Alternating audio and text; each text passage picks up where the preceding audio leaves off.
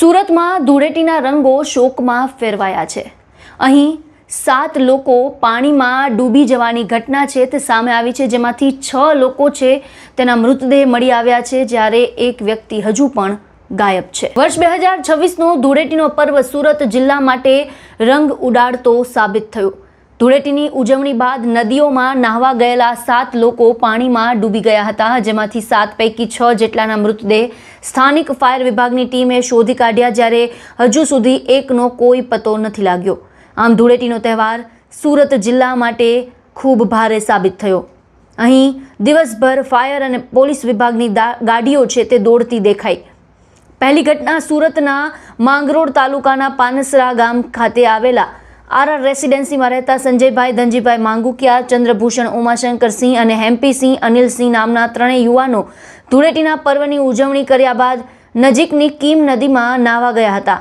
આ દરમિયાન એકાએક કીમ નદીના ઊંડા પાણીમાં ખેંચાઈ ગયા। ઘટનાના પગલે સુમિલોન ફાયર વિભાગની ટીમ સ્થળ પર દોડી હતી। 3 યુવાનના મૃતદેહ બહાર કાઢ્યા હતા। એક સોસાયટીમાં રહેતા 3 યુવાનોના પાણીમાં ડૂબી જવાથી અકાળે મોત થતાં સોસાયટીમાં શોકનો માહોલ જોવા મળ્યો। સમગ્ર ઘટનાને લઈને કોસંબા પોલીસે આગળની કાર્યવાહી હાથ ધરી હતી। બીજી ઘટનાની વાત કરીએ તો બારડોલી તાલુકાના ઇસરોલી ગામની સીમમાં પસાર થતી મીંઢોળા નદીમાં 5 જેટલા યુવાનો નદીમાં નાહવા ગયા હતા। આ દરમિયાન 4 યુવાનો પાણીમાં ડૂબી ગયા।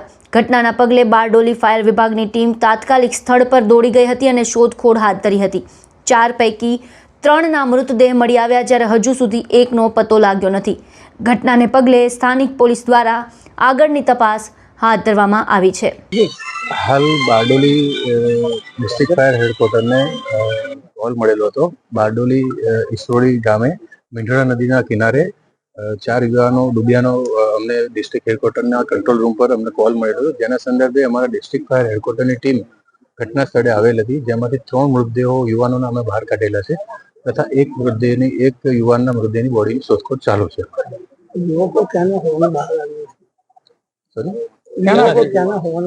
યુવકો હાલ જે છે 4 યુવકો, એમાંથી 3 યુવકો બાબેનના છે અને એક યુવક બારડોલીના। આજરોજ બારડોલી અને બાબેન ગામના 6 જેટલા યુવાનો જો ધૂળેટીનો તહેવાર પતાવીને પછી નાહવા માટે બારડોલીના નજીક જ ઇસરોલી ગામ છે, જ્યાં મીંઢોળા નદીના પટમાં નાહવા માટે આવેલા હતા। નાહવા જતા 6 માંથી 4 યુવાનો ડૂબી જવા પામેલ છે।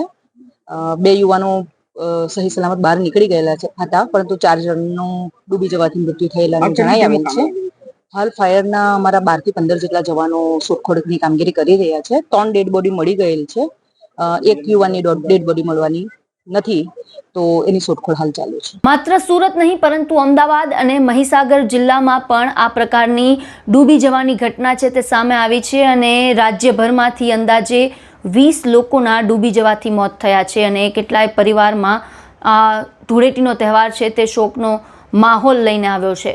આ સમગ્ર મામલે આપના વિચારો અમને કોમેન્ટ બોક્સમાં જણાવો। અમારી ચેનલને લાઇક, શેર અને સબસ્ક્રાઇબ કરવાનું ભૂલશો નહીં।